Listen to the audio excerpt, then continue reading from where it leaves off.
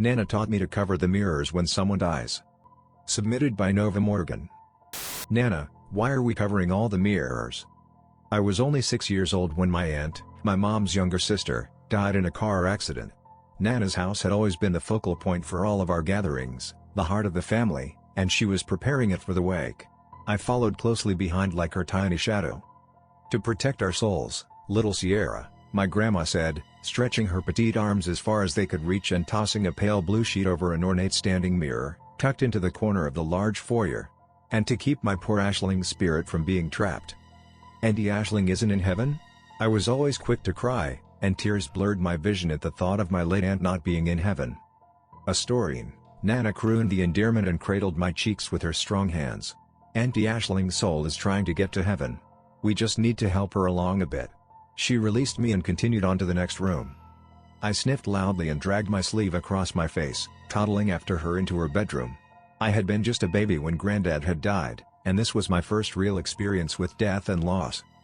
But why does covering the mirrors help her soul? I pressed, curious. I watched as my diminutive grandma climbed onto a chair, bracing herself against the vanity table in front of her.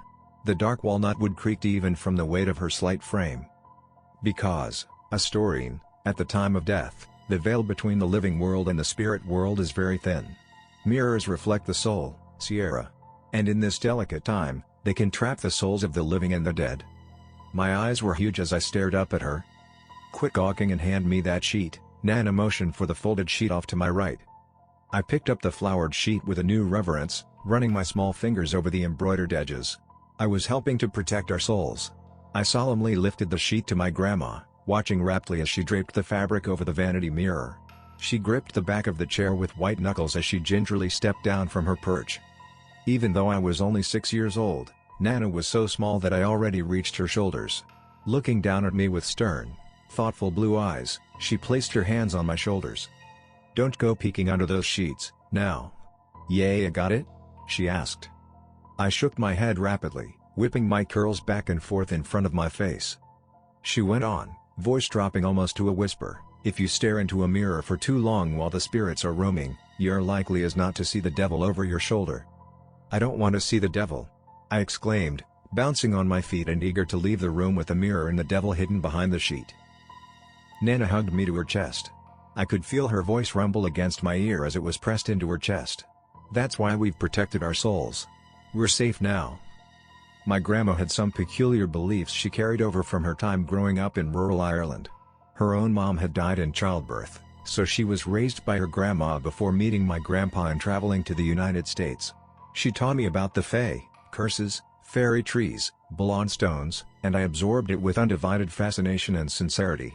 My parents both worked full-time jobs, so much of my upbringing was done by my grandma. We would spend mornings searching for witch stones in the woods and afternoons baking soda bread and butter cookies until the whole house smelled like a bakery. She showed me how to knit and how to curse, and I cherished every instant. I loved my Nana dearly, and even as I grew older and some of that childish wonder fell away, I continued to honor her teachings and superstitions out of respect and fondness. I was 14 years old when Nana fell ill.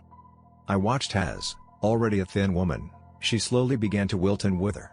We took fewer walks through the woods, baked fewer treats, took more moments of rest. But for all that she was shrinking before my very eyes, my grandma's wits remained sharp and her humor undiminished. The doctors gave her 3 months with such an aggressive cancer. She lasted a year. When it came time, when she was sleeping more than she was awake, Nana chose to stay at her home, the heart of the family. My mom and I rearranged the furniture in her bedroom so we could maneuver her wheelchair more easily through the house. The wardrobe was pushed into the corner, the nightstand was replaced with a much smaller tray, and the vanity was dragged to the spare bedroom down the hall. One day, near the end, I was sitting by Nana's bedside, reading a novel to her while she dozed off and on. She placed a frail hand over mine. "The mirrors, Sierra," she murmured. "Yes, Nana," I said softly, swallowing thickly over my sudden tears. "It wouldn't be long now. I'll cover the mirrors." Now. For a moment, her voice was strong, and her grip crushed my fingers, grinding the bones together. Then her hand relaxed, and her tone softened. "Do it now, Astorine." I swiped my fingertips beneath my eyes to brush away tears. "Yes. I'll do it right now." I gathered a stack of sheets from the cedar chest at the foot of the bed, inhaling the scent of the wood and laundry detergent. I looked up from the pile at my grandma. She looked so small in the bed. Air rattled in her lungs with each shaky breath, but her blue eyes were open, and regarding me with the same love and intensity I'd known all my life. I gave a watery smile and told her I'd be right back. My mom found me crying in the spare room, standing on a chair in front of the vanity to reach the top of the mirror. Even though I was 15, she cradled me like I was a little girl until my sobs were only hiccups. We finished covering the bathroom mirrors together in the pretty framed mirror in the foyer. Nana died a few days later. My parents told me she passed peacefully in her sleep. But I could only think about her spirit trapped in the void, restless and wandering. I wondered if heaven was real. I wondered if her soul could find it. The veil between worlds was gossamer and fragile. Would she meet the devil? The wake was a balm for my aching heart. There were so many people who loved my grandma, who shared stories of her humor and kindness, who genuinely ached at her loss from this earth. The house felt warm and alive, and for a moment I was able to focus on my grandma as I had known her best, picking through rocks with me, or covered in flour with her hair frizzy and wild. I stood in the foyer as my mom was bidding farewell to the last of the mourners. It was late, well past sundown, and we'd been on our feet all day. I picked at the edge of the cloth covering the framed mirror, pulling at a loose thread. "Hey, Mum?" I asked as she closed the front door. "Whatever happened to that antique standing mirror?" I gestured towards the corner where the mirror used to stand. I remembered my grandma used to do a quick turn in the mirror before leaving through the front door. She would twirl, then pat her hair futilely. "Ah, well. Can't be helped," she'd say with a laugh and a shrug, winking at me. "Oh, my mom looked frazzled, and she shoved a graying red curl from in front of her eyes. I followed behind as she walked towards the living room. "I think we moved it to the hall closet when we retiled the floor last year. Could you help me carry these to the car?" Her arms were full of flowers. I collected as many floral arrangements as I could carry and helped load up our car. The flowers filled the compact back seat, and 2 large orchids were buckled into the passenger seat. The amalgamation of scents was overwhelming, heady and thick.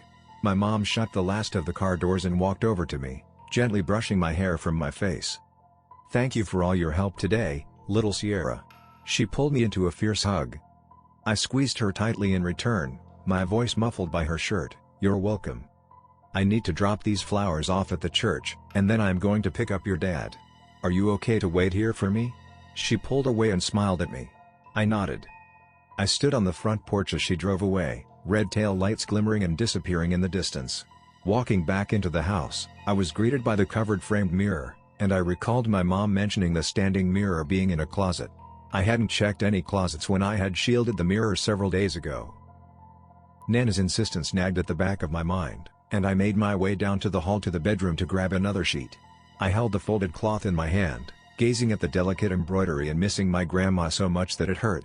Walking through the dim hall, her voice rippled through my mind, the echo of a memory. "To protect our souls, little Sierra." I opened the hall closet and was greeted by a figure staring back at me. I jumped and let out a shriek before realizing I had been startled by my own reflection. I cradled the sheet against my chest with one hand and the other pressed against my mouth, suppressing a nervous giggle. My own wide eyes and giggling face reflected back at me. Feeling silly, I spun on one foot in front of the mirror and combed my fingers through my hair, mimicking my Nana in years past. "Can't be helped," I exclaimed, shrugging my shoulders. I did another twirl for good measure. Something seemed strange about my image turning with me, but I couldn't quite determine what had triggered the vague sense of unease. I unfolded the sheet in my arms and stretched onto my tiptoes as I arranged the fabric on top of the large antique.